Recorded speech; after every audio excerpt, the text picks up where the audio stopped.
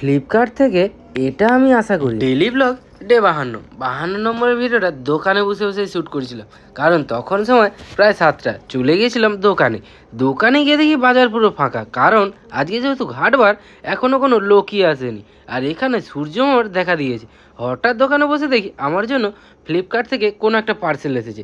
সত্যি কথা বলছি, কবে অর্ডার করেছিলাম সেটা আমার মনে নেই।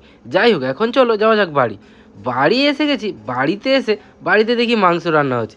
আর বাড়িতে মাংস হবে আর আমি রান্না করব না, সেটা হতেই পারে না। যেহেতু আমি রান্না করতে ভালোবাসি, সেহেতু তাড়াতাড়ি দেরি না করে স্নান করে লেগে পড়লাম রান্না করার জন্য। এখানে সব কিছু মশলাপাতি রেডি করে নিয়েছি, আর তারপরে এই মশলাটা দিয়ে ভালো করে কষিয়ে নিলাম, কারণ মাংসটা ভালো করে রান্না। আর এই যে পার্সেলটা দেখছো, এই পার্সেলটার মধ্যে রয়েছে জুতা, আর সেই জুতাগুলো আমার মায়ের জন্য এই জুতোগুলো অর্ডার করেছিলাম। এই জুতোগুলোই এসেছে আজকে। এই যে এখানে দেখছো, একটা দাদা ভাই আমাকে ভিডিওতে একটা স্টার সেট করেছে। সত্যি কথা বলছি, এরকমভাবে যদি কেউ পাশে দাঁড়ায় তখন ভিডিও করার এটা আরও একটু বেড়ে যায়। সে যাই হোক, আজকের মতো এতটাই। ভিডিওটা ভালো লাগলে একটা লাইক করবে। আজকের মতো বাই।